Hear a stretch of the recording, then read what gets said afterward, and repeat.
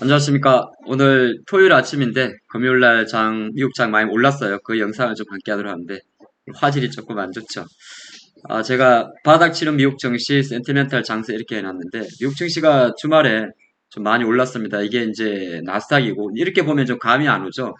그래서 제가 일중 흐름으로 준비를 했는데 보게 되면 내용적인 면에서 사실 우리가 이제 미국 증시 이야기할 때 초반에 조금 약한 것도 있는데 이렇게 장중 기준으로 끝까지 마감하게 되면 어떻게 보면 장대 양봉으로 마감을 한 거죠. 그래서 약간은 이제 초반에 흔들림이 있었습니다만 당겼다는 것은 뭔가의 어떤 센티멜적 어떤 이슈가 나왔다. 사실 지금 장에 뭐 급변하게 나올 건 없잖아요.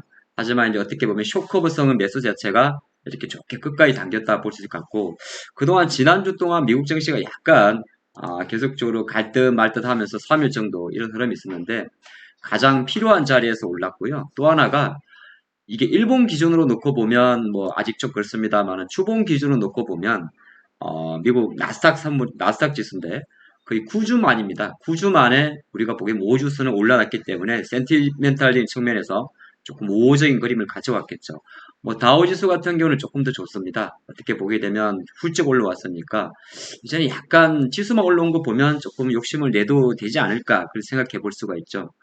과연 이게 어디에서 나왔을까 좀 중요한데 약간 하루 전날 영상에서 이런 이야기를 했었어요. 일본의 엔화가 150엔을 넘었죠. 그러다 보니까 긴급하게 일본 정부에서 채권 매입을 감행을 하고 함께 한다는 이슈가 있었는데 약간 이러다 보니까 어저께 통화시장에서 그 영향을 좀 이어갔습니다. 앞으로 좀 지켜볼 좀 재미난 이야기 될 것 같은데 지금 외환시장에서 보면 유로화나 파운드 같은 경우는 약간 그래도 변동성이 주간 기준으로 놓고 보면 뭐 유로화가 1.38, 영국의 파운드가 1.04니까 뭐 그렇게 우리가 생각한 것만큼이나 시끄럽진 않아요. 통화시장에서는. 근데 가장 시끄러웠던 게 뭐냐 하면 한편으로는 재팬이었습니다. 일본이었어요. 근데 일본이 150원 정도, 150엔, 150엔이죠. 이제 넘어가다 보니까 난리가 났었는데 우측의 그래프를 보게 되면 150엔에서 147.5엔으로 정부의 강력한 개입 의지가 나왔던 거죠. 그래서 밤새 지금 미국 증시가 많이 오르고 앞으로 지켜볼 것은 뭐 엔화도 글쎄 엔화는 뭐 지켜볼 필요가 있을까?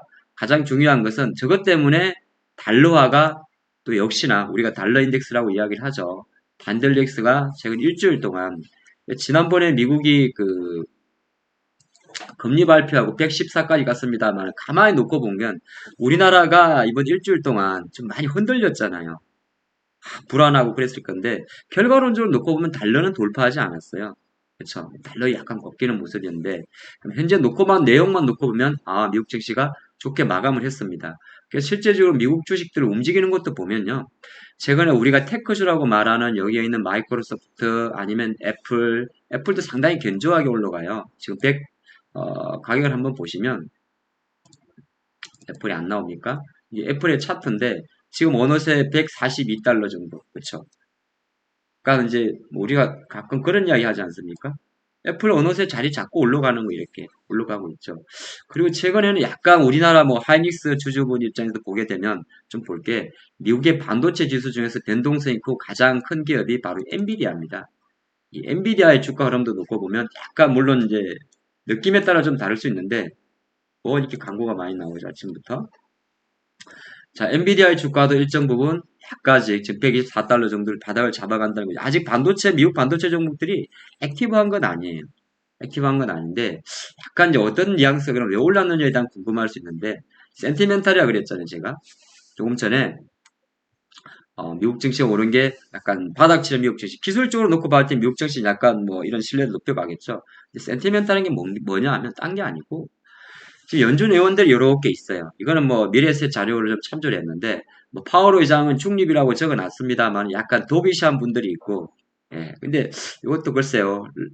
라일 블레이너더 연준 의장과 부의장 같은 경우는 거의 지금 매로 돌아섰는데 그래서 기본적으로는 본인의 성향들입니다. 약간 이제 양적 완화 쪽에 있는 도비시한 분들 하지만 긴축을 강화해야 한다고 하는 호키시한 분들 매파적인 성향인데 지금 보면 이 의원들의 색깔 자체도 약간 뭐 파란색, 노란색이 왔다 갔다 합니다만은 많이 바뀌는데 어제 또 주말을 넘기는 시점에서는 요 메리 델리라는 샌프란시스코 총재가 이분도 대표적으로 원래 약간은 그러니까 호키시하죠.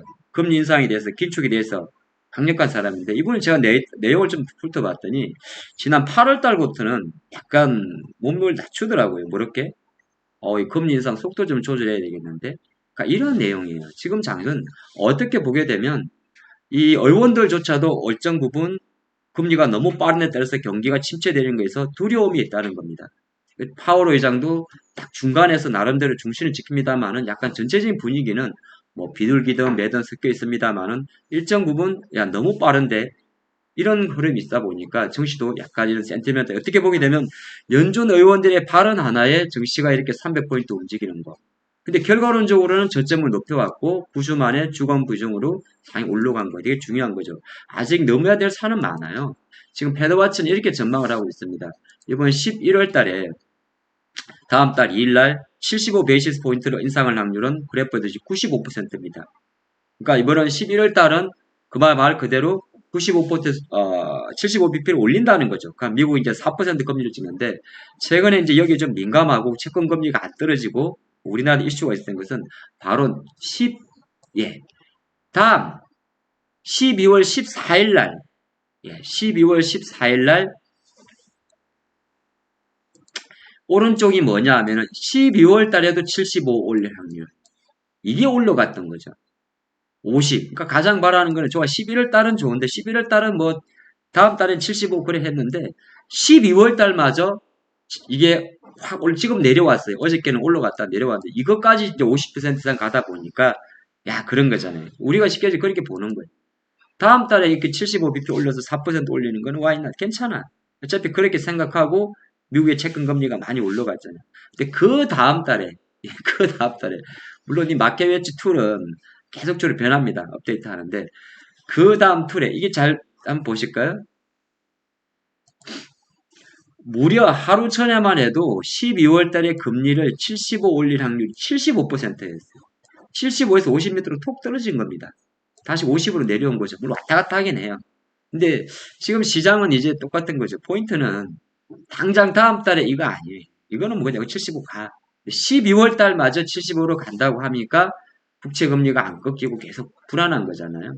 그래서 어쨌든 간에 이런 불안감 속에서도 채권 금리도 계속 올라가고 있고 불안감 속에서도 미국 증시가 바닥을 다지고 있는 것. 저는 여기에 조금 더 초점을 두면 좋을 것 같아요.